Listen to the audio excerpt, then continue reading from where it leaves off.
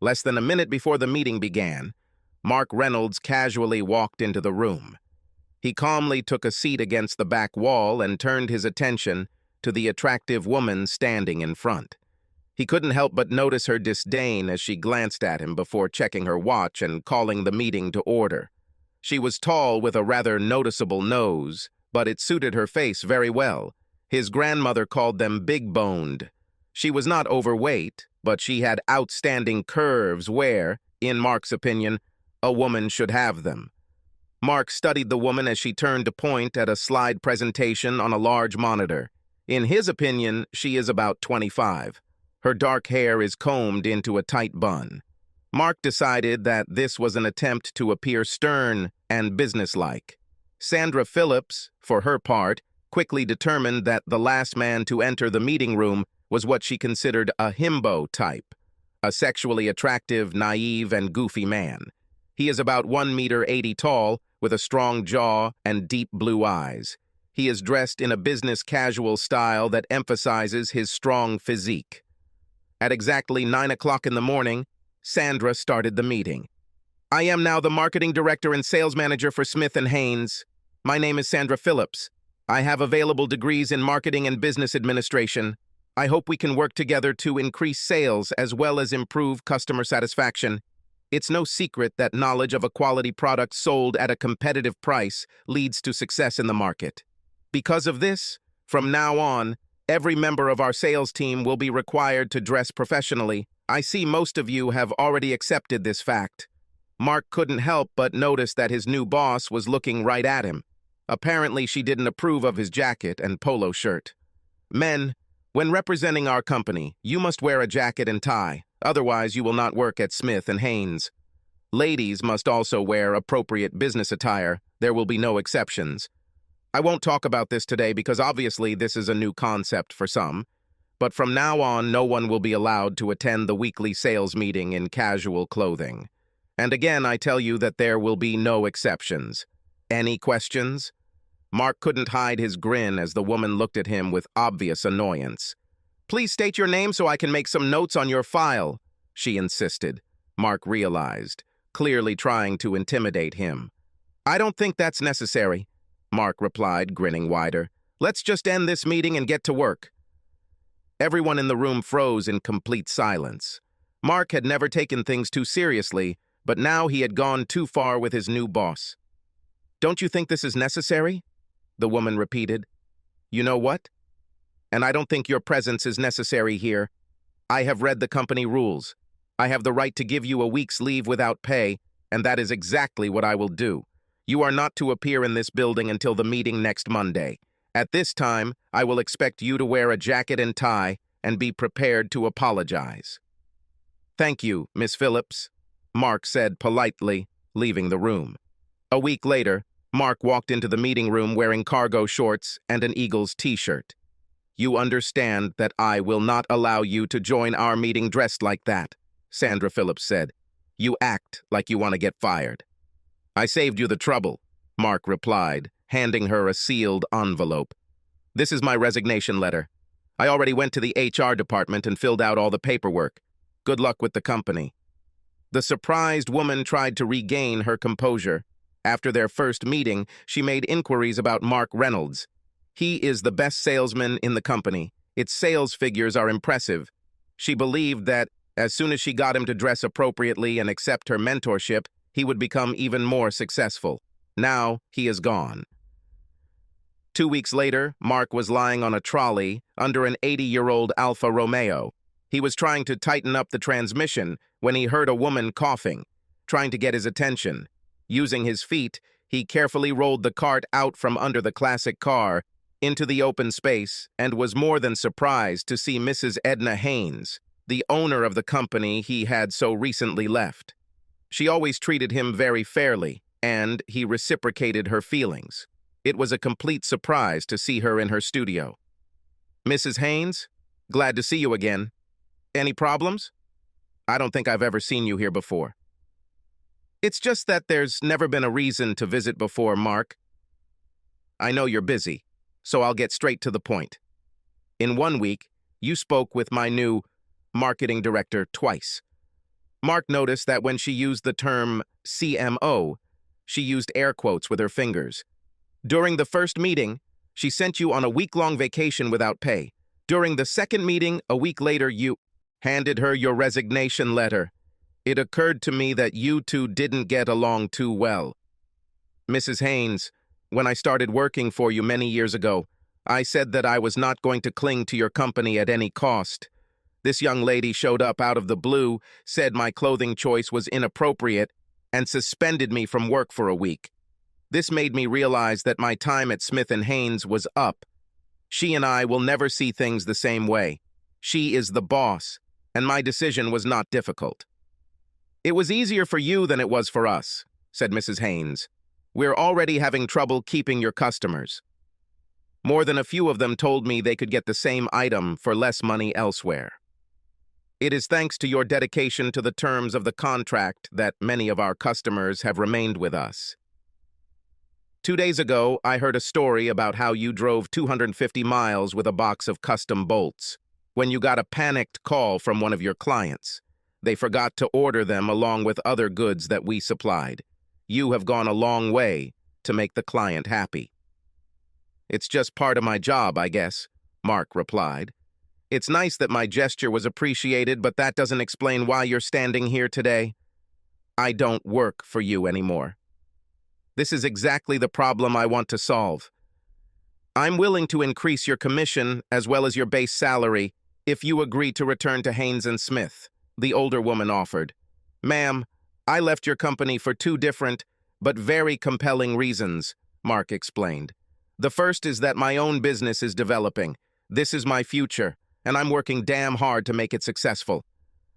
The second, more obvious reason is that your new marketing director has a grudge against me. I just don't want to waste my time listening to her ramble on about how to be a better salesperson. She has 2 degrees and no experience in the real world. Honestly, I don't know how she managed to get this job. Mark heard a sigh from the doorway. He turned to see Sandra Phillips standing nearby. To his embarrassment, she hung on his every word. He quickly tried to soften the harshness of his words. I am confident that Miss Phillips is highly qualified and will do an excellent job for you. I'm just too stubborn and set in my ways to learn new techniques. She deserves to be surrounded by the best people who will accept her suggestions, follow her orders, and work to expand the company. You demonstrated why you are so good at sales, Mark. It was a very good way out of the crisis, Mrs. Haynes admitted with a smile. I thought you might refuse my offer, so I have a backup plan. If you agree to work with Sandy for 1 month and become her mentor, I am willing to compensate you much more than you take home, which is a lot. You should know that Sandy is my granddaughter, and she is the future of the company. She went a little overboard in trying to establish herself, but she now has a clearer understanding of our mission. I'm sure she'll succeed, but I don't think she'll be very receptive to my suggestions and business methods. She has 2 higher education degrees, and I was lucky that I at least finished high school. Mark, don't try to bullshit me. I'm the one who hired you. As far as I remember, you were 5th in class and quite popular, played on 2 sports teams, participated in debate club, and was student council president his senior year, Mrs. Haynes said. You said that you have a 7-year plan to create your own automobile business, and that you will probably leave Smith & Haynes at that time. There are 3 months left before the end of the 7-year term, and I am asking for only one of them. I believe that hands-on experience will greatly enhance Sandy's understanding of her role and also allow her to better understand what her salespeople face in their jobs. When Mrs. Haynes finished speaking, Mark saw her look at her granddaughter and nod slightly. Mr. Reynolds, I'm not proud of the way I behaved during our first meeting, Sandy admitted. My grandmother explained to me how stupid I had acted and that this should not happen again. If you accept my grandmother's offer, I assure you that I will fully cooperate and try my best to adopt as much of your selling style as possible. Mark understood how difficult this apology was for her. I even felt some admiration for her. She's willing to take the hit to improve her relationship with her grandmother and, hopefully, better understand how Smith & Haynes managed to run a successful business for over 50 years. Mrs. Haynes, Miss Phillips, I absolutely need to finish work on this car. I have to finish by tomorrow evening. The day after tomorrow is the first day of the month. I'll be in the office ready to work. I'll give you the month you ask for." Mark saw Mrs. Haynes nodded to her niece, after which the young woman gave him a very sweet smile. "Mr. Reynolds, Grandma and I really appreciate your generosity. I assure you, I will be ready to get to work. I look forward to learning as much as I can from you." Mark looked at Sandy Phillips and looked at her grandmother. There were several questions on the tip of his tongue, but he decided not to voice them. He knew that Mrs. Haynes must have been pretty hard on her granddaughter. Sandy made a 180-degree turn from her original position. Mark didn't claim to be an expert on women, but he knew Sandra must be feeling out of place after what she perceived as defeat at his hands. How accommodating she will be remains to be seen. 2 days later, Mark returned to work a few minutes early. His former colleagues gave him a warm welcome in the form of good-natured banter. "Mark, I don't think I've ever seen you in a suit before. Are you here to lobby for your old job?" asked Amanda Burns. "Something like that," Mark answered. "I was a little hasty when I left. When I started working here, I promised Mrs. Haynes that I will work for 7 years. I was missing a few months. We agreed that if I stayed another month, I could leave with her blessing." "So that's why you're so good at sales," Amanda said. "You always keep your promises and you're a great negotiator. Customers know they can rely on you." Sandra Phillips was nearby and heard Amanda's assessment of Mark's qualities and his response.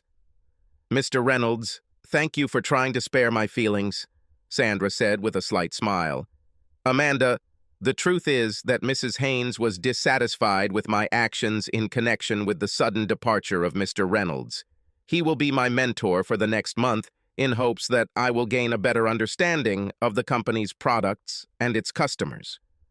To this end, I plan to take you with me so that you can meet the buyers I work with and make a favorable impression on them," Mark said. "With your education and physical characteristics, this should not be difficult." After Amanda left the room, Sandy decided to make sure Mark understood her position. "You just mentioned my physical attributes. You must understand that I will not compromise my values for the sake of sales, no matter how significant they are." "Good idea," Mark agreed. "I strongly recommend that you never meet, associate with, or behave inappropriately with customers. This will not end well either for you or for the company." "I'm glad you think so. I was worried that you would suggest that I use all the physical indicators, as you called them, that I have in order to make a sale," Sandy admitted. "I'm afraid I still don't quite understand. There's nothing wrong with flashing your best smile, showing off your legs and a little cleavage, in a professional manner, of course. You will have to communicate with men regularly. Trust me when I say that in the world of sales, an attractive woman's smile goes a long way." "And you're suggesting that I use sex for sales?" Sandy asked in amazement. "No. On the contrary, I say that you should not use sex for sales for any reason, ever," Mark insisted. "Sexual attraction is normal, but sex in any form is not. You are an attractive woman with an enviable figure.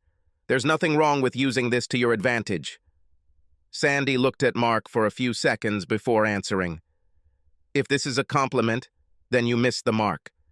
I have agreed to learn your sales techniques and apply what I find useful, but I will not show off my legs or breasts for the sake of sales.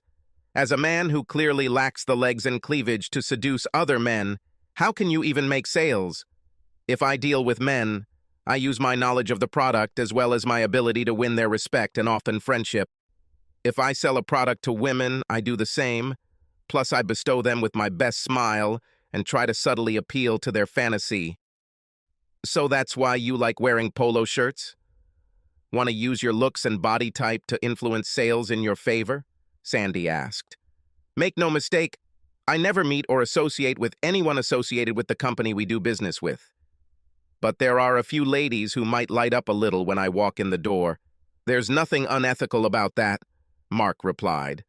"I understand that this can help in the sale, but the deciding factor should be the product and the price," Sandy said definitively. "That's why we'll spend the next month visiting customers and learning about practical applications." We will constantly test and hone our sales techniques, Mark promised. It makes more sense than arguing about it now. The next month is going to be interesting. Sandy looked forward to visiting clients and building lasting business relationships. In her opinion, Mark is overconfident, but the numbers he generates indicate that he has reason to be so. She admitted to herself that he looked good and was very masculine, and she could easily imagine women falling for his charm. Mark spent the rest of the day making appointments. He decided to start with customers located within a short drive and gradually move to places where he would have to stay overnight. Sandy arrived at the company parking lot at 6 in the morning to find Mark already there. She readily agreed with Mark that punctuality was very important. They reached their destination almost an hour earlier. "There's a nice little diner around the corner," Mark said to Sandy. "You need to find out where all the good places to eat or drink coffee are near every business you deal with." Sandy spent most of the drive asking Mark about his methods and what to expect when meeting with clients. "Sandy, I want you to enjoy your coffee and relax. People can sense when you're nervous and think you're trying to hide something. I chose this business because it is very reasonable and friendly. You know our product and our prices. Just listen to them and answer their questions and concerns as honestly as you can. Remember that we sell ourselves no less, if not more, than our product. We must give our customers complete confidence in our honesty and integrity. If you are unsure of the answer, admit it and explain that you will find the correct answer as soon as possible and get back to them. Never try to lie or even exaggerate, and you will succeed." "I understand that, and I completely agree," Sandy replied. "I noticed that you didn't say anything about showing off or flirting with clients." "It's obvious that you shouldn't use that trick today," Mark replied. "I see your hands and face. Everything else is covered for you. Let's see how it works today. All I ask is that at least one day next week you wear something looser. You have a very good figure, and it won't hurt you to make this fact obvious." "You seem confident in my figure? How do you know what kind of figure I have?" "You said that my choice of clothes prevents men from determining what kind of figure I have," Sandy asked. "It is impossible to have both. Few men have my powers of observation when it comes to the female form," Mark replied with a grin. "One of the reasons I succeed in sales is my ability to look beyond the obvious. I can often identify self-doubt and personality flaws by talking to a person for a few minutes. Knowing this can make all the difference when making a sale." "I have to say that this is complete nonsense," Sandy replied. "You don't have any mysterious ability to know my bra size or my thigh length. By saying that I have a wonderful figure, you are using your sales techniques on me. You think flattery will soften and even change my clothing choices. But I see right through your feeble attempts." "It's interesting," Mark admitted. "I'm telling the truth. But you think I'm joking about your long and very slender legs. I always try to be honest, but you don't trust me. Now I have to wonder if my clients see the same thing as you. Perhaps I have a particularly effective instrument for detecting lies, and I can recognize them better than most people. Your sales success indicates that your gimmick should work most of the time," Sandy suggested. Sandy gave in to her grandmother's demands to bring Mark back and work with him because she had no choice. Grandma is very firm on this issue. In truth, Sandy expected Mark to try to use his good looks and natural charm to boost sales. She had no idea how well he understood their products and their contracts, percentages, and profit margins. He was not shy about using his charm, but at the same time remained professional in his interactions with clients. Sandy appreciated the wisdom of her grandmother's decision to travel with Mark and explore the world of sales with a master of the trade.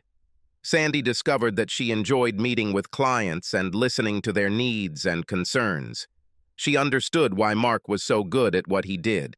He is always polite and professional.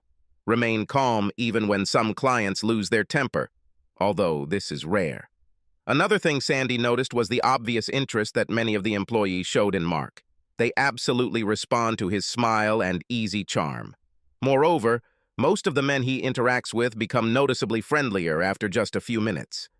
In the second week, Sandy and Mark went on a long road trip, staying in hotels instead of spending a lot of time traveling to distant businesses. The Wednesday morning of that week was decisive for her. "Wow, you look great," Mark said, with obvious admiration. "This image suits you very well." "Thank you," Sandy replied, blushing. "I decided to try your suggestion about my appearance. This is an experiment. Don't think that I will follow your example and flirt like you with women of all ages." "Good idea," Mark agreed. "It's much better for you to use your charms among the male half of the population." Later that day, while Mark and Sandy were having dinner at a chain restaurant, Mark asked the question Sandy had been waiting for with a small smile. "Well, did you notice any difference in the way people reacted to you today? You were there with me and saw how some men looked at me and smiled like idiots. In fact, you're doing the same thing now." "I admit," Mark answered, grinning. "Today you managed to increase my usual sales by almost 5%. This is a lot compared to others. This is due to the fact that I showed a hint of a neckline and a skirt just above the knees. You'd think they'd never seen women before," Sandra said. "They don't often see women looking as good as you," Mark replied. "You chose the right style. Everyone took you seriously. The men couldn't stop smiling when they looked at you, but at the same time they listened to you. You don't want to say that I looked like a girl of easy virtue?" Sandy asked with concern. "The truth, Sandy, is that you are one of the most stylish women I know. You look and act like a lady. I mean that in a good way. You're not so prim and arrogant. We both know that some women consider this a sign of class. You are attractive, but attentive to others. You communicate more and more with our clients. They become more comfortable with you, and you explain our product and purchasing process better and better." "It was very nice," Sandy responded feelingly. "I know we didn't start off on the best foot, but I feel like we're doing much better now. You were very fair to me, considering that in the first week I got you fired. I explained my situation to you and your grandmother. I've been building my business since I left school. I have a 7-year plan to work at Smith & Haynes. I was already making plans to leave when we ran into you.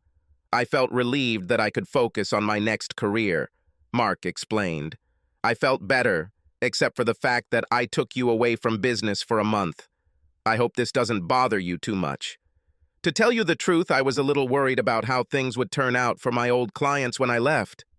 Now I'm starting to understand that everything will be fine with them, perhaps even better than when I worked for you," Mark said. Sandy looked forward to lunch with Mark. He always told interesting stories, listened to her thoughts, and, even when he disagreed, was polite with her, but quite convincing in defending his opinion. Mark, in turn, realized that he enjoyed spending time with Sandy. She has an amazing sense of humor while being refreshingly humble.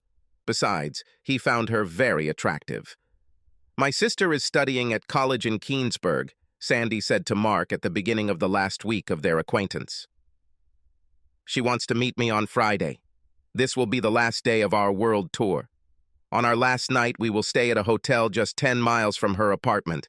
I want to go home with her so we can catch up. I hope you don't mind." "I have a brother and a sister, so I understand everything," Mark answered. "Have a great trip home." The last business they planned to visit was scheduled for late Thursday evening, followed by a visit Friday morning to meet with the owner and convince him to sign the purchase agreement. Having finished work early on Friday morning, Mark hoped to make it home in time after lunch. Mark thought the meeting on Thursday afternoon had gone well, except for one very serious problem for him. The 30-year-old son of the company owner has a crush on Sandy. Mark admitted to himself that the guy was good-looking, but past experiences with him changed his opinion. He is assertive and demanding. Mark has repeatedly noticed how he humiliated employees while negotiating a sale. During the drive to the hotel, Sandy acted almost flippantly. She chatted constantly, but about almost nothing. Finally, she couldn't keep her secret. "Brett invited me to dinner tonight, so don't expect me to join you. We'll just have dinner at the hotel restaurant before heading to the bar. There's a small band playing there today, so we'll probably dance." "Brett is a good guy, don't you think?" Sandy asked. although she didn't seem interested in the answer. "Looks good and dresses well. We might even make more profit from his company, although that's not why I agreed to his request." "He seems funny." Mark wanted to express his concerns to Sandy, but chose to remain silent. She will start working without him on Friday morning. She's in her mid-20s, has 2 college degrees, and is destined to gain control of a prestigious company. What could he tell her that she shouldn't know? Mark really liked Sandy, but he felt it would be unethical to ask her out, at least not until their working relationship was in the past. Now he wondered if he had made a mistake or perhaps dodged a bullet. If Brett is the man she's looking for, then she's not the woman he thinks she is. Mark ordered dinner to his room while working on emails regarding his classic car restoration business. He was proud of the success of his business. "I started it right after finishing school." Now he is going to devote all his time and energy to his business. His time at Smith & Haynes had finally come to an end. Just after 11 p.m., Mark decided that was all for today and went to bed. He had just fallen into a deep sleep when a loud knock on the hotel room door woke him from his slumber. Mark tried to shake the fog from his brain, got out of bed, and shuffled towards the door. As soon as he turned the knob, Sandy swung the door open and rushed inside, dragging her suitcase behind her. She slammed the door and turned to Mark with tears in her eyes. "This asshole decided it was easy to sleep with me. He insisted on showing me to my room after dinner and a few dances. He took my room key to open the door and never gave it back. He started pestering me without my consent. I asked him to get some ice for the bottle of alcohol he found in the minibar before we started. As soon as he was out of sight in search of the ice maker, I grabbed my phone and suitcase and rushed across the hall. He has my key, so I'll stay with you for the night if you don't mind." Finally, Sandy seemed to notice that Mark was standing in front of her in only his boxers. She slowly ran her eyes over his chest and lower body. "You probably sleep in your underwear. I guess I should be grateful that you're wearing so much. I knew you were a strong man, but you are in better shape than I imagined. I need to write to my sister about tomorrow, so don't pay any attention to me. Sleep, or whatever you were doing when I knocked on your door." Mark was already fully awake, but, looking at the clock standing by his bed, he realized that it was already past midnight. He had a long drive ahead of him the next day, and he didn't think there was any benefit in running into Brett. He's probably on edge and a little annoyed that he didn't get sex. "You can stay here, but I won't give up the bed for you," Mark answered. "I told you that dating any of our clients is a bad idea. Brett, an absolute asshole. You should have noticed this before he even managed to get into your room. I'm going back to bed, so whatever you do, please do it quietly." Mark was still mad at Sandy for getting involved with such a jerk as Brett. He was glad that she managed to escape from him, but was unhappy with her decision to go on a date with him. Mark realized he needed to step back and honestly evaluate his feelings before he said too much to Sandy. Surprisingly, he soon fell asleep again, woke up in the middle of the night to find Sandy sleeping next to him. Her head rests on his arm and her left leg is thrown over his legs. She's wearing one of his t-shirts, which she must have pulled out of her suitcase. Looking at her, Mark realized that she could wear any of his t-shirts at any time. Very little time passed, and Mark was awakened again by a loud knock on the door. Swearing under his breath, he promised that if it was the same asshole Brett, then he would personally kick his ass. And again the door swung open as soon as he turned the handle. To his surprise, a pretty young woman entered the room. She quickly looked him up and down and, muttering something under her breath, began to look around the room. At that moment, Sandy rolled over onto her back and opened her eyes. "Sarah, why are you here in the middle of the night? Something happened?" "Little sister, did you sleep with this guy? Did he force you to do this? Should I call the police?" The girl, whom Mark now identified as Sandy's sister, demanded. "Mark? He will never harm me. He's one of the good guys," Sandy replied. "Why are you here at this time?" "Sandy, it's almost 8 in the morning.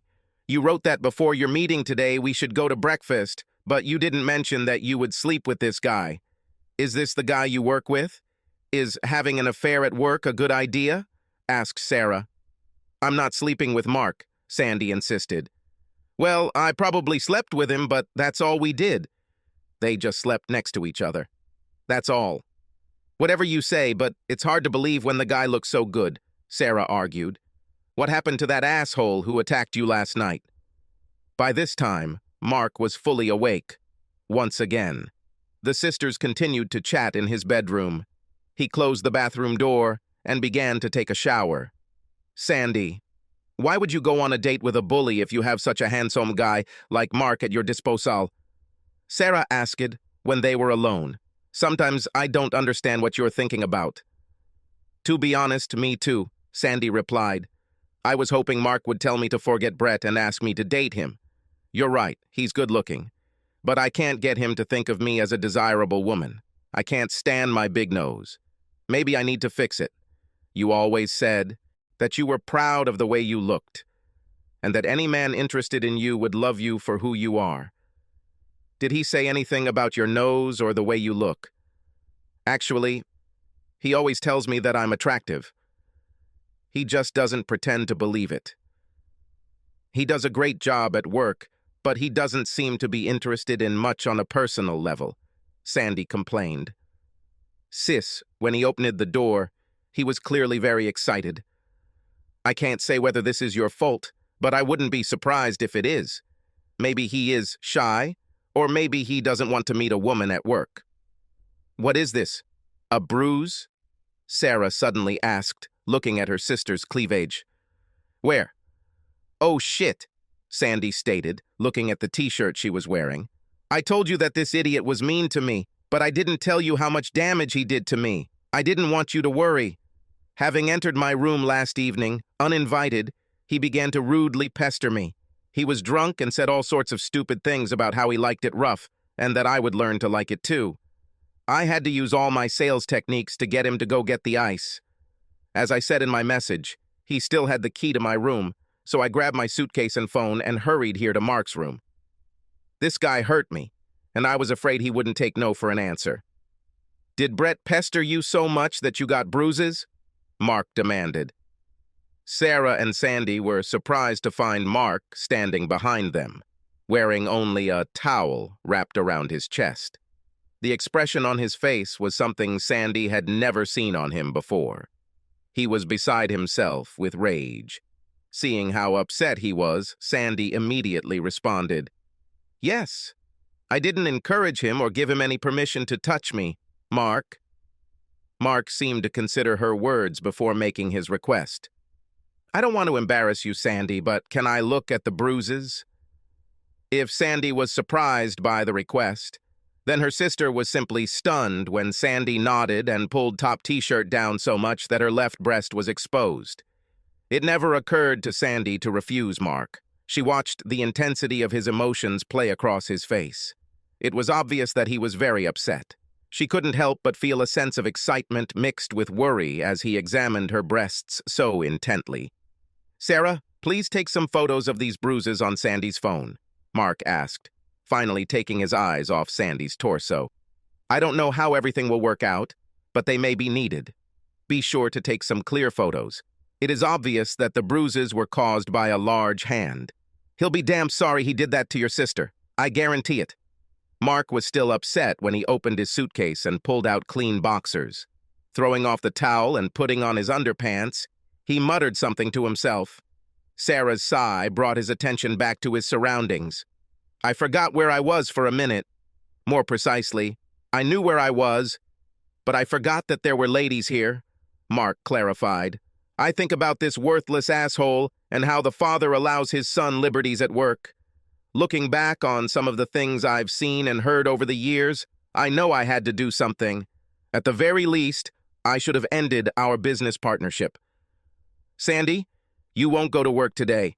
Have a good breakfast with your sister and go home calmly. I'll take care of things here. Just relax and enjoy your time with Sarah. What will you do? If we're not careful, we'll lose their business completely. They buy a lot of our products, Sandy said nervously. Sandy, they should be worried about losing our business. Smith and Haynes shouldn't deal with scum like that. I will fire them as our client. I'll call your grandmother and explain everything to her. I'm sure she will approve. We will not do business with any company that treats people the way Brett treated you." "You're probably right," Sandy admitted. "Be careful if you see Brett. He's quite big and bragged about what a great football player he was in school." "I have no doubt," Mark answered with a sad smile. "If you don't have feelings for him, I plan to give him some fresh bruises. I'll see how much he likes it. I don't care about him, Mark. I just don't want you to get hurt or in trouble because I was stupid enough to spend time with that idiot," Sandy said. "Sarah, be sure to take a photo of the bruises. After that, take your sister to breakfast. I'll sort it all out here." "Today is the last day of the month that you promised my grandmother. I learned a lot traveling with you, Mark," Sandy said, walking up to Mark and hugging him. "If you ever want to come back to Smith and Haynes, there's a job for you. I guarantee it. Good luck to you in your growing business. Sis, you could have waited until he got dressed again before you hugged him. However, if you think about it, the game was very good," Sarah said with a grin, looking at Mark's naked torso. By the middle of the next month, Sandy had established herself as a competent sales manager and was increasingly comfortable in her role as a marketer. She hasn't spoken to Mark since the day he told her to go home with Sarah. This fact disappointed Sandy.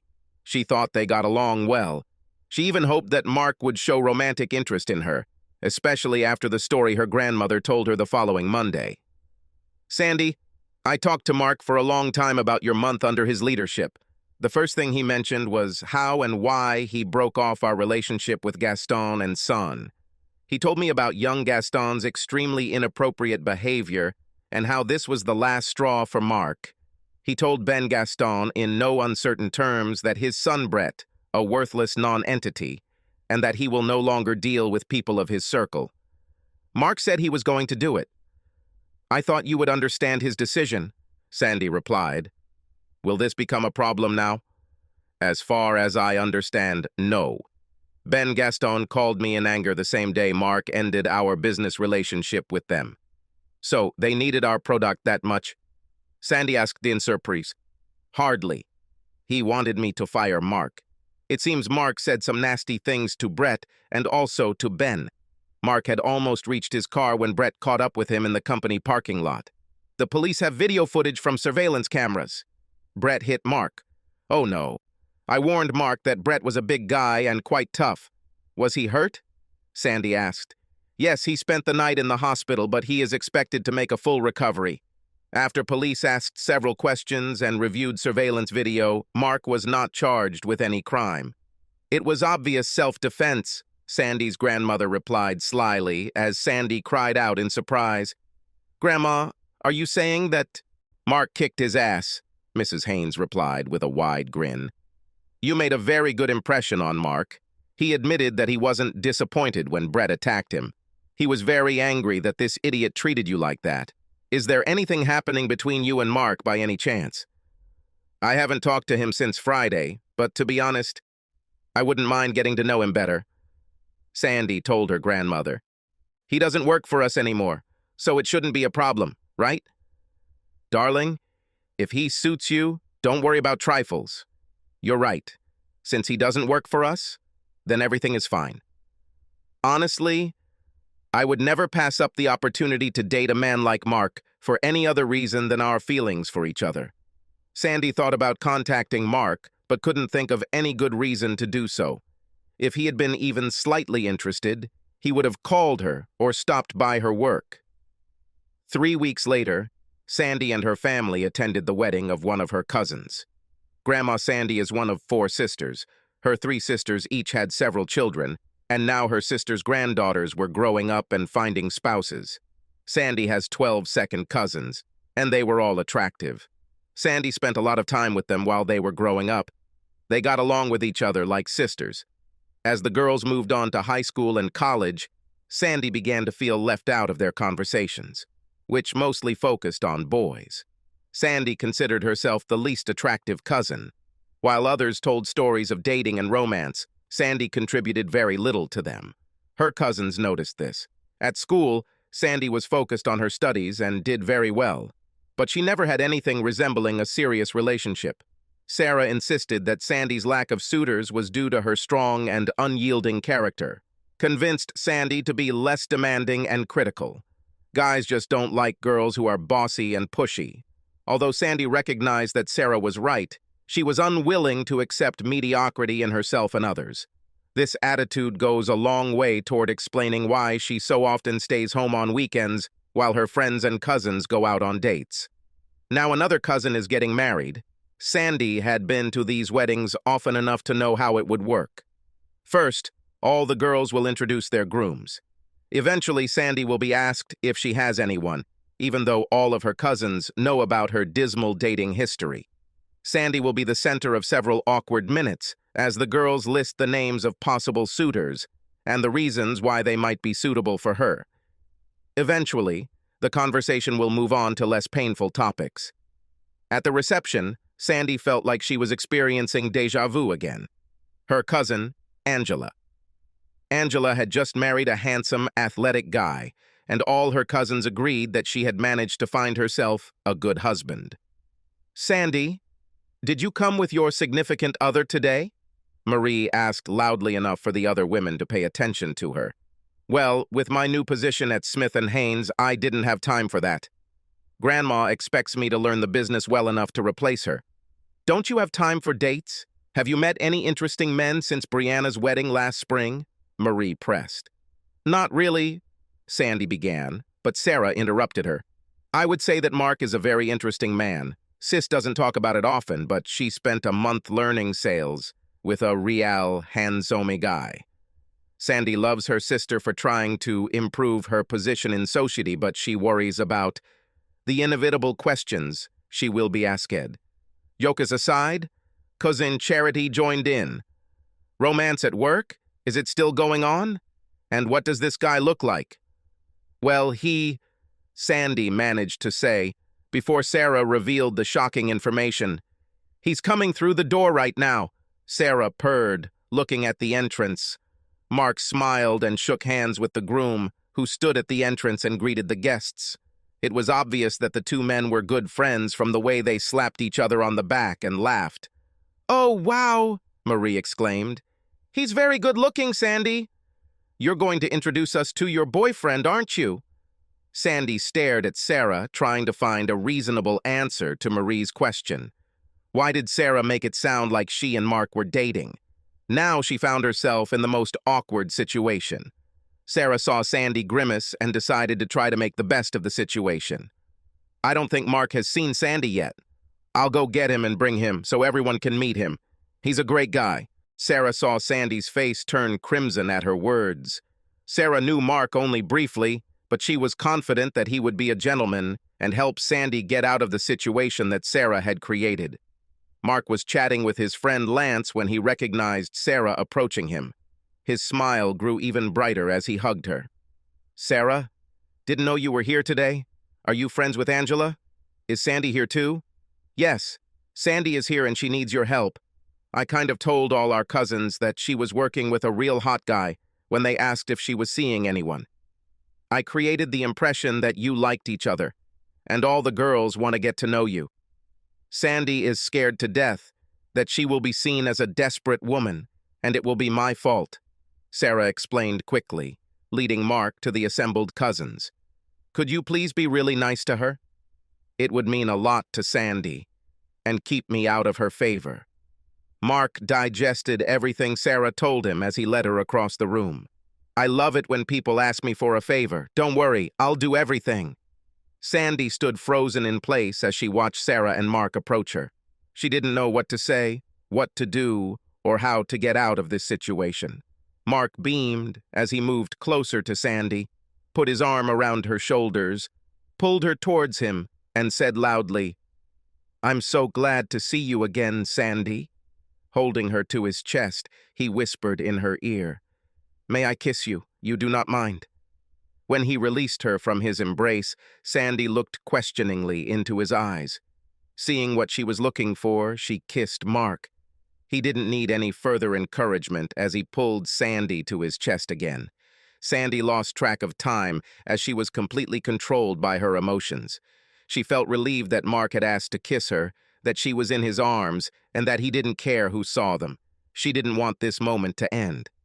"Sister, you made a little scandal here," Sarah said to her sister quietly, but loud enough for the others to hear. "Oh, Grandma will come now. You better let the guy go and find out what she wants." Sandy's face became flushed and bright as she walked away from Mark to greet her grandmother. As she regained control of her emotions, she wondered if there would be a problem. To her surprise, Grandma Haynes moved closer to Mark and leaned in to kiss his cheek. She took his hand in hers, turning to Sandy with a bright smile. "Your mom and dad were wondering who this young man was, who hugged you and greeted you so warmly," Mrs. Haynes said. "I assured them that he was a wonderful man and offered to introduce them to him. Your mother is dying of curiosity. Let's go to her and solve this problem." Sandy didn't even think that her parents and grandmother would be at the reception when she found herself in Mark's arms. She had never done anything even close to kissing a man passionately in front of them. Hell, even a warm handshake with a man would surprise them. "Grandma, let me introduce him, please," Sandy insisted, leading Mark to his parents. "Mother, father, this is Mark Reynolds, the man I told you about when I first came to work at Smith & Haynes," Sandy managed. "Mark, these are my parents, William and Janet Phillips." Mark smiled and extended his hand to Sandy's mother, but she did not accept it, but walked around his hand and hugged him warmly. "If Sandy can kiss you like that, then her mom can definitely hug you," Janet said. "Well, aren't you strong? Have I already said that I am very pleased to meet you?" Sandy felt a little embarrassed by her mother's warm greeting. She tried to remember her mother ever being so warm towards the boy Sandy had introduced her to when she realized that Mark was the first guy she had brought to meet her parents. William Phillips was less impressed. He shook Mark's hand, but felt the need to rebuke him. "I don't care much for public displays of affection, Mr. Reynolds. I expect you to treat my daughter with respect." Mark immediately realized that William was a bit of a troublemaker. "Mr. Phillips, you of course have the right to your opinion. I accept it. But that doesn't change the fact that whenever your beautiful daughter is ready to give me a hug or a kiss, she will get it." William Phillips turned red and began to puff. Sarah noticed this and quickly tried to diffuse the situation. "I assume you're talking about me, Mark." "I'm ready for any hugs and kisses from you," Sarah joked, hugging Mark. "Actually, I meant the other beautiful daughter, Phillips Saru," Mark answered with a grin. "However, if Sandy doesn't mind, I'll be glad." "Don't even think about it, kid," Sandy interrupted, but she smiled widely. "Mark, would you mind walking with me to meet my other relatives, especially the coven of witches that are standing at the bar and looking at us?" Once away from her parents, Sandy stopped and turned to Mark. "What happened just now? Was it Sarah who asked you to save me from an awkward situation? Were you just being a gentleman? Why did you kiss me like that?" "Sarah did tell me that she kind of put you in a difficult situation and asked you to help," Mark admitted. When the smile left Sandy's face, he carefully placed his hands on her shoulders and pulled her towards him. He lifted her face to his. "Sandy, this was like a dream come true for me. Sarah didn't have to twist my arms. You are a beautiful woman, and I really enjoy being with you. I'm not pretending. I hope you do too." Sandy smiled and kissed him tenderly. "That's exactly what I wanted to hear. Didn't mean for it to be some kind of mercy sex. Sorry for my French. I like being with you, but only if you want the same. I would like to get to know you better. Are you friends with the groom? Had no idea you'd be here today. I played baseball with Lance in high school. One summer, we rented a room together as a team on the road. We became good friends with him. I didn't know Angela was your cousin until I found out a few minutes ago." Sandy beamed as she introduced Mark to her many cousins and relatives. She could see that they were impressed by his appearance and behavior. Mark has said more than once that a good salesman should only sell one thing. This is yourself. If this succeeds, everything else falls into place. Mark is charming, with a sense of humor, and attentive to all members of her large family. They reacted to this with obvious approval. According to family custom, The tables were arranged so that the cousins sat at several adjacent tables. As adults, they drank a few glasses and began telling each other stories. This was usually one of those times where Sandy would listen but not participate. She never felt like she had anything interesting to offer. Mark was asked how he met Sandy. He embellished it a little, telling how, within minutes of meeting him, Sandy sent him home without pay. And at the second meeting, I fired her. Sandy laughed along with everyone else, realizing that this was quite a funny story. "Sis, tell everyone about how you slept with Mark," purred a slightly intoxicated Sarah. "Great story." All attention immediately turned to the blushing Sandy. "Thank you very much, Sarah. You just made it clear to everyone that Mark and I are lovers." "Is it really that terrible?" Marcy teased. "From my point of view, there is nothing wrong with this. Now I just have to talk about it. Your fantasies will be much worse than the real event," Sandy argued. "This was at the end of my work with Mark as my mentor. I already told you how my grandmother insisted that I learn about sales from an expert. As usual, she was right. I learned a lot. The son of the owner of one of our largest clients flirted with me. To be honest, I was hoping to make Mark a little jealous and agreed to meet the guy for dinner at our hotel and then go dancing at a club. Foolishly, I decided that Mark would insist on his own and stop me. It was he who pointed out that you can flirt a little with clients to increase sales, but under no circumstances should you date them, sleep with them, or have anything other than a business relationship. Mark did not express the slightest protest. I think he went to his room before my boyfriend and I even had dinner. We had a little too much at dinner. After that, we went to the bar and danced and had some more drinks. I started to worry about how much I had drunk, so I told him I had enough for today and went to my room. "So, how did it happen that you slept with Mark when you were at a party with another guy?" asked Marie. "This idiot insisted on walking me to my room. When I pulled out my key card to get in, he snatched it from my hand, opened the door, and followed me in," Sandy said.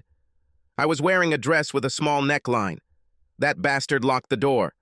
Then he turned to me and began to pester me very rudely. I held back my tears and told him that he needed some ice to go with the alcohol from the minibar. He grumbled slightly, but went off to get some ice. He took the key to my room with him. I stuffed the clothes that were lying on the bed into my suitcase, grabbed my phone, walked across the hall, and knocked on Mark's door. By then, it was already close to midnight. Mark added, "I sleep pretty soundly, so it took me a few seconds to wake up." I staggered to the door and opened it to see who was knocking on my door in the middle of the night. Sandy pushed past me, closed the door, and locked it. I told him that Brett, that was the guy's name, treated me rudely, and I want to spend the night in his room as soon as I text Sarah to meet me the next morning in Mark's room, not mine. I decided that Sandy was complaining because the guy seemed to have let his hands go. I can understand when a guy tries to do that. As you all can see, Sandy looks damn good, Mark added. Mark sleeps in his shorts. By the time I texted Sarah, he was already asleep. I found one of his t-shirts, put it on, and went to bed. I was wearing panties, so don't think I was up to anything. The next morning, Sarah came to the room. She noticed part of the bruise above the neckline of Mark's t-shirt that I was wearing. "I confirm," Sarah emphasized. "When I knocked the next morning, Mark answered the door. He was only wearing shorts, and his muscles were visible. I finally looked over and saw Sandy in his bed. You can imagine what I thought about what happened." Sandy assured me that what I thought did not happen. This made me question my older sister's sanity. While we were talking, Mark went into the bathroom to take a shower. I noticed a bruise on Sandy and asked about it. She looked down and was surprised at how bright it was. Sandy told me how a guy hurt her. We didn't hear Mark come back into the room until he suddenly appeared there in a towel and angry as hell. He was quite intimidating and asked Sandy if she would show him the bruise. I couldn't believe it when she just reached up and pulled her shirt off, so her breasts were exposed. "Wait!" Sandy showed him her breasts just because he asked Marie. "Sandy, why did you show him your breasts if you're not dating or anything?" I asked myself the same question, Sandy admitted. He was so focused and so concerned that it never occurred to me to refuse. He seemed to be on a mission, and it seemed to me that this was how it should be. "Wow, that's a story," Marcy stated, looking at Mark to see his reaction. "I have to apologize to Sandy for behaving inappropriately. I didn't think well when I heard what a big bruise that asshole gave her," Mark admitted. "Yes, he got so angry that he dropped the towel in front of my sister and me as if we weren't there." "He muttered curses while pulling on clean underpants," Sarah added. "This is getting more and more interesting," said Marie. "Have both sisters seen this guy naked? He was so angry that he didn't care if you both ended up with scars on your face. That's it, is for life. Great story. Yeah, I'm not going to talk about how Mark beat the crap out of a guy and sent him to the hospital after telling his dad that his business wasn't needed or wanted by Smith and Haynes," Sandy added sarcastically. "Not a damn thing," Marie purred. "I think it's very sexy when a man protects his woman." The guy got what he deserved, and Mark gave him a slap on the wrist. "Well done, Mark." Sandy listened to others talk about their experiences. She was surprised that she was neither ashamed or embarrassed for her actions. No one is outraged that she showed Mark the bruises on her chest. She is not criticized for sleeping in his bed. Everyone acted as if it was all completely natural, but Sandy felt like she was sharing something special with Mark. This was completely unusual for her, but for some reason it seemed right. Eventually, the reception began to wind down, and everyone began to say goodbye and tell them what a great time they had. Almost all of Sandy's relatives told her what a wonderful boyfriend she had. This made her happy, but also made her wonder if she really had this guy. "Mom and Dad are ready to leave. Sarah and I are going with them, so we should go too," Sandy told Mark. "Dad is still sulking because you didn't repent when he made the comment about us kissing in public. Mom and Grandmother consider you what they need, just like that. Whatever the reason you were so kind to me today, I am grateful to you. I had a great time." "Can I give you a ride home?" Mark asked. "Tell Daddy that we'll kiss in private so he doesn't worry." "It would be great. I'll tell them to go without me. You will take me home." Mark watched Sandy talk to the family. Her mother and Mrs. Haynes looked in his direction and smiled. Sarah waved at him, and William Phillips frowned and headed out. "Everyone except my father thought it was a good idea to go with you," Sandy told Mark when she returned. "Yeah, he looked like a cat just pooped in his cereal," Mark replied with a grin. Mark began to tell Sandy stories about his youth and family. When they worked together, he never told her about personal things. When they arrived at Sandy's house, she turned to him and kissed him on the cheek. "Tomorrow I'm leaving for Hawaii for business and pleasure. I would like to meet with a few people interested in restoring their cars. Fun is when I spend time with my brother Jeff. He is a Marine, and he has free time. He flies in from Okinawa." "Is it okay if I call, text, and email?" Mark asked Sandy. "I'm embarrassed about this trip. Now I know it's not me you're upset about. I haven't contacted you since we worked together because I realized that my behavior that morning in the hotel room was pretty bad. I'm not proud of him. Mark, I feel much closer to you now that I know more about your life before we met. You have a wonderful family. I'm sorry that my father turned out to be such an ass to you, but I'm very pleased that both your mother and grandmother really like you. Sarah thinks you're hot, but she's seen you naked, so that's understandable. That wasn't my best moment, Sandy. I have a bad habit of ignoring everything around me when I'm angry or very stressed. All I can think about is the problem in front of me. This was completely inappropriate. I probably looked like a real asshole. Let me apologize to you again." Sarah was very impressed. To be honest, me too. It was completely inappropriate. But the fact that I bared my breasts in front of you was also not the height of good taste. "Maybe we're closet exhibitionists," Sandy suggested. "You're so beautiful, so I understand why you're proud to be looked at," Mark said. "Personally, you take my breath away." "Well, now you've gone overboard," Sandy replied. "I know what I look like. I will never look like a supermodel. My ass is too big and my nose looks like a potato." Mark chuckled at this remark. Potatoes? You have a strong nose, and it gives you character. The condition of your ass is not even discussed. You look like a real woman, not some anorexic blonde. Mark walked Sandy to her door. She stopped and looked at him with a sparkle in her eyes. That was enough, and he pulled her into his arms and kissed her. I'll drive you crazy with texts and emails, Mark promised. I'll call you about when we can agree on a suitable time, taking into account our obligations and the time difference. I'll find time, Sandy promised. I'll be looking forward to your call. Sandy eagerly awaited the text messages and photos that Mark sent to her phone. It's no surprise that Hawaii is a beautiful place. Sandy especially loved the views from Mark's hotel balcony. He had photographs of the beach and the ocean beyond. Sandy decided that someday in the near future, she would definitely visit the Hawaiian Islands. Naturally, on the day that Mark was supposed to return home, Sandy had to go spend the night with one of her company's best clients. She hoped to see him sooner, but this was not expected.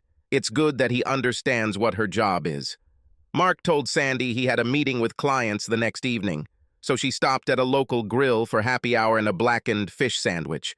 Shortly after Sandy sat down at the table, an extremely attractive blonde about her age sat down at the table next to her. Soon, the blonde was joined by several other young women. Sandy didn't try to eavesdrop, but the group of women at the next table made no attempt to stop it. How was Hawaii, Brittany? Did you have a good time? Your tan looks incredible, the red-haired woman asked the attractive blonde. I didn't see as much as you think, answered the woman Sandy now knew as Brittany. For some reason, I spent a lot of time in bed. Maybe the reason is the tall, dark-haired, handsome man, asked the ash brunette. Perhaps it could have something to do with it, Brittany replied with a bright smile. This man is on fire. However, from our bed, I watched the ships on the ocean, so I think I was able to take in some of the sights. You really fell in love with this guy, didn't you? At school, you thought he was a jerk, the redhead noted. What changed your opinion about him? He was a skinny boy who talked about cars all the time. Quite boring. Physically, he was not impressive. Last Christmas, I ran into him at the mall and he remembered me. I couldn't believe it was the same guy. He's filled in the right places and he's a great conversationalist. I think those 10 days in Hawaii convinced him that I was the girl he dreamed of. You mean you can marry him? Both women asked at the same time. I just want to say that there is a real chance that he will ask me an important question in the near future, and my answer will be yes, if and when he does. Brittany Reynolds sounds good, don't you think? Sandy was so upset that she had to leave before everyone saw her cry. She threw a 50 kopeck piece on the table and hurried out of the restaurant. Later that evening, Mark called her, but she let the call go to voicemail. After thinking about the situation, she decided to block his number. Any normal person would be able to pick up on a subtle hint that she doesn't want to talk to him. Sandy has no intention of becoming one of the women in Mark's stable. He flew to Hawaii with a blonde who looked like a supermodel. She knew she could never compete with women like her. The disrespect he showed was simply stunning. As Sandy predicted, it didn't take long for Mark to realize that Sandy wanted nothing to do with him. A week after Sandy cut him off, Mark wrote to Sarah on social media and asked if she could tell him why Sandy turned her back on him. Sarah responded that evening. Her explanation was very vague. She told Mark that Sandy was not his girlfriend and he should leave her alone. Mark tried to ask Sarah for her answer, but found himself blocked by Sarah as well. Things got more complicated between Thanksgiving and Christmas. A severe winter snowstorm was forecast to hit the Northeast, and the amount of snow measured meters, not centimeters. According to forecasts, the temperature was expected to drop to -13 to 17 degrees with gusty winds. Mark kept a close eye on the weather reports and did everything he could to prepare for the loss of power and possibly communications. Telephone lines and even cell towers were expected to take significant damage from the storm. Mark's phone vibrated in his pocket. He was stunned to see Sandy's number on the ID. Mark, I know I have no right to ask you for help, but Sarah could be in danger. Before the hurricane hit, she was supposed to be driving home from college, but between Henderson and Hastings Corners she had a flat tire. Finale, A truck driver stopped and helped her change the tier, but she lost a whole hour, and by that time it was snowing heavily. She called her mom when she got back on the road. We expected her to return in a couple of hours, even taking into account the bad road conditions. I have a four-wheel drive car and decided to look for her by driving along the route she was supposed to take to get home. I only got to the donut shop in Blairstown. My car can't drive through such deep snow. Now I'm stuck here. Due to bad weather, nothing works. We haven't heard from Sarah since she spoke to her mom a few hours ago. Her phone goes to voicemail. Sandy, I'll be there in half an hour. Stay in the car, don't turn off the engine, and don't turn off the heater, Mark promised, without asking her questions. Sandy felt instant relief when Mark responded so positively to her request. He could have easily brushed her off. The emergency alert system warned against any travel. The weather was listed as life-threatening, but Mark didn't ask questions or throw insults. He just said that he would come to her. When she realized the difficult situation she was in, Mark immediately came to mind. There were no other options. She knew that, despite the problems between them, he would do everything possible for her and Sarah. 20 minutes passed when a large pickup truck pulled into the parking lot next to her. The front bumper, which Sandy thought was quite high off the ground, was pushing snow. By the time Sandy turned off the car, Mark was already opening her door. "Lock her up and get in my truck," Mark insisted. "This is the strongest storm in recent decades. We have to find Sarah, or at least make sure she's safe. I was thinking about what route she could take to get home. My concern is that she might have tried to take a shortcut through Warren Road. This is a secondary road and is always the last to be cleared. The houses are far apart, and there are several sharp turns with no guardrails. We always take this road when we go to or from college," Sandy said. "She could get stuck on the road, or worse, drive off the road and get stuck. I'm very worried about her. We won't stop searching until we're sure she's safe," Mark promised. "I have all kinds of gear and equipment in this truck. We are as prepared as possible." It took half an hour to get to Warren Road. Sandy thought Mark was driving painfully slowly, but she was sure he knew what was best. Snow slid onto the hood and fell off the sides, but the big truck kept moving. 10 minutes later, Mark suddenly stopped the car and drove a short distance. Sandy looked around. She saw nothing but white. "What's the matter, Mark? Do you see something?" "The snow on the side of the road looks too small compared to everything else. I think something must have cleared this place long before the snow started falling. Wait here while I go and have a look."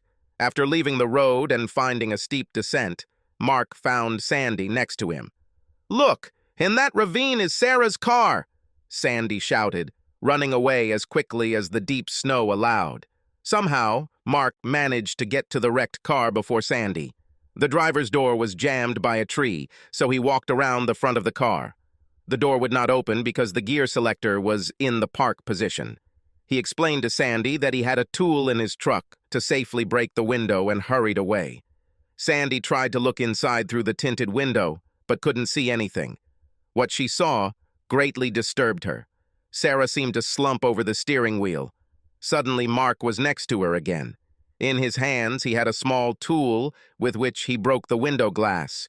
Mark carefully poured the glass onto the floor near the passenger seat. Then he climbed inside and unlocked the door. Sandy jerked the door open, hearing the sound of the lock opening. She crawled over to Sarah, who remained motionless. She spent less than a minute assessing her sister's condition. She is alive, but unconscious. She is hypothermic and has a small bump on her head. Under normal circumstances, it would not be a good idea to move an accident victim, but he will freeze to death if we don't warm him up. "We must risk further injury to save her," Sandy said calmly. "I'll help in any way I can, but you'll have to do most of the carrying of her up the steep hill to the truck. It won't be easy, but we need to keep her warm." It took a lot of effort for Mark, but within 20 minutes he was carefully placing Sarah in his truck, with the heater running at full blast. Sandy asked him to put Sarah in her lap instead of in the back seat. "I want to hold her close and try to warm her up." "How long will it take to get to the hospital?" "I don't want to tell you, but I don't know if we'll have time to get there." I can barely see the tracks I left half an hour ago when I was driving here, Mark answered. I think it would be best for us to be at my house. It's much closer than your parents' house. The hospital will take another hour if we get there. Whatever you say, Mark. I trust your knowledge in this matter. Try to get us there safe and sound so we can take care of her, please.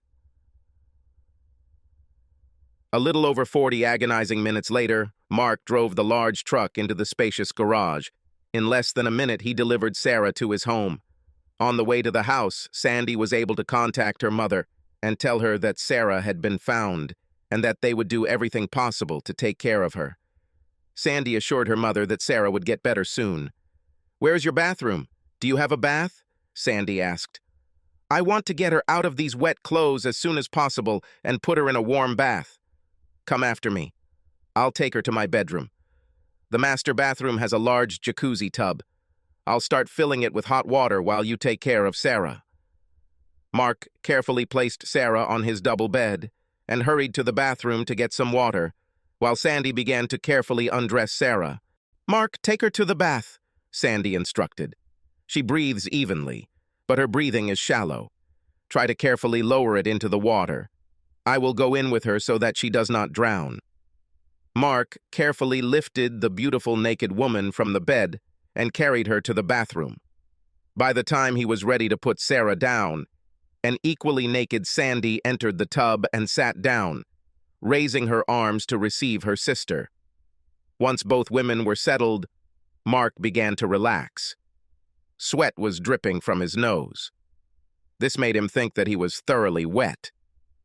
He unbuttoned his heavy jacket and threw it on the floor. He began to peel off layers of clothing until he was left in only boxers, fitting him like a second skin. He grabbed a bath towel and stepped into the shower stall.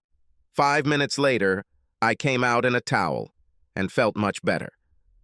"Sarah is moving," Sandy called from the bathtub. "Please bring me some small towels and napkins for washing. Could you lower the water temperature a little? It's getting hot here."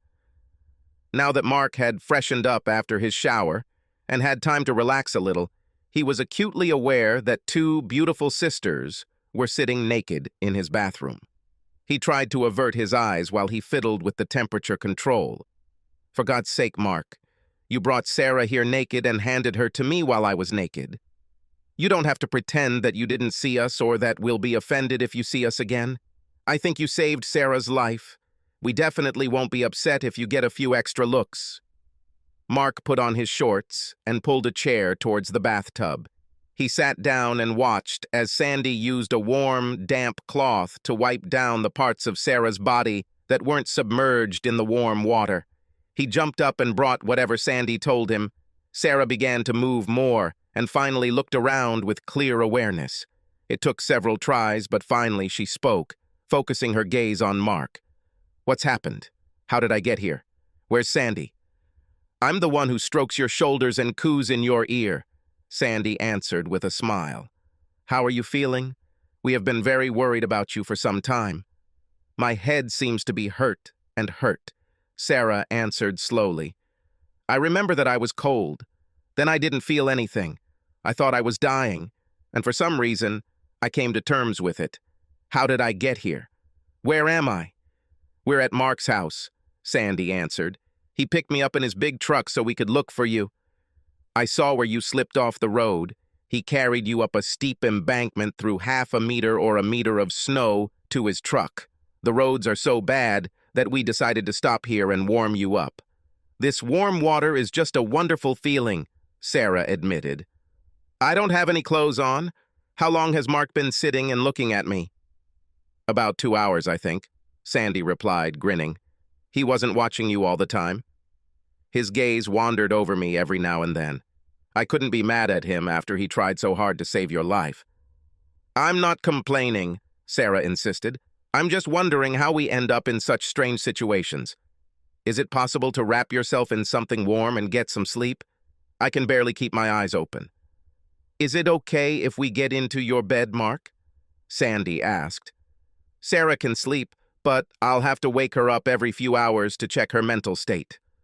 Do you happen to have any pajamas we could wear?" "Actually, I don't have pajamas," But I have shorts and sweatpants. My t-shirts will be too big, but you've already slept in one of them. I'll bring them. Sandy and Sarah spent the next 10 hours in Mark's bed. Sandy woke Sarah up twice to check on her, but was confident that she was recovering as well as could be expected. When they finally woke up, it was already 2 o'clock in the afternoon, and the storm had subsided. When Mark took his sisters home, their mother demanded that he come into their house, drink coffee, and eat a piece of pie. "Mark, my wife and daughters will kill me if I don't apologize to you for being a little rude when we first met," William Phillips told Mark. "What you did for Sandy and Sarah last night is something I will never forget or be able to repay. Just know that I'm so damn grateful to you." When it was time to leave, Sandy walked Mark to the door. "You are a good person, Mark. I knew you would help me when I called you, and you did it. Thanks for everything. Can I call you sometime, Sandy? I don't know why I made you so angry, but this time I will try to do everything right." "I actually don't think that would be a good idea, Mark. I appreciate everything you've done for us more than you can imagine, but I really don't think I can spend any more time with you. I can't change my feelings." Mark was completely confused, but Sandy's final refusal of any communication with him forced him to come to terms with the situation. He nodded and left Sandy standing on the porch. "This man is in a little pain," Sandy's mother said. "Are you sure he has other girls? He seems so sincere." "He's a real salesman, Mom. He could sell ice to Eskimos," Sandy joked. "That doesn't make him trustworthy." "It looked like you trusted him when we were both naked in his bathroom," Sarah noted. "Will you trust him with your life but not your heart?" Winter has finally died down. The local chamber has scheduled its annual awards for April. Mrs. Haynes was chairman of the awards committee and used the power of her office as she saw fit. "Grandma, insisting that I give Mark the Small Business of the Year award is just petty and cruel. It won't make me suddenly accept the way he treated me. He and I will just end up in an awkward situation," Sandy complained.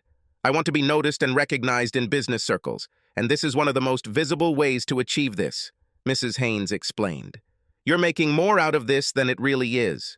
Just ask a few questions to get him to speak freely." Over the years of work, we have become convinced that most businessmen make very lousy speeches. They either try to sell their product to everyone present, or they simply say, "Thank you," and sit down. By asking a few questions from the list you have, Mark will have the opportunity to explain what his business is and how it works. The two of you may be going through a difficult time, but that's no reason not to be professional. "Difficult period?" "Grandma, we're not even friends," Sandy replied. "This is a huge gap, not a crack. I consider him a bore and a liar." "Yes, except when the situation is critical and you need a guy with character, ability, and endurance to help you get out of a difficult situation," said Mrs. Haynes. She couldn't talk her grandmother out of presenting her with the award at the house's annual dinner, but Sandy came up with a way to teach Mark a much-needed lesson. Mark knew that winning the Small Business of the Year award would benefit his business. He will be able to use it to promote himself and his position in society. His roots came from sales, and he understood that good press always helps make a sale. The problem is that the letter he received said that Miss Sandra Phillips would be presenting the award. She practically demanded that he leave her alone, and he obeyed her wishes. However, that didn't mean he didn't think about her often. It hurt him that she thought he was so reprehensible without even knowing why. His parents insisted that he go to dinner and graciously accept the award. He reserved 2 tables for the presentation. 5 of his employees attended the dinner with their significant other, as well as his parents, sister, and Brittany. Mark's group took their seats as the formalities began. There were many speeches and confessions. Mark appreciated how the person presenting the award engaged the recipient in conversation, asking general questions about the business and the reasons for its success. It was much more interesting than the usual speech, in which the recipient thanked his mother, fate, and staff. Seeing how smoothly the system worked, Mark began to relax. All he needs is to answer a few questions about how and when he started his business, what he does, and why it works so well. He was confident that he had answers to any reasonable question. He has it. Mrs. Haynes took the podium to introduce her granddaughter, who would lead the closing presentation. Sandy graciously took over the role and began reading out the qualifications needed to receive the prestigious Small Business of the Year award. Mark felt confident and calm, at least until Brittany whispered to him, "I saw this woman. I don't remember where, but I will remember. There seems to be something wrong here.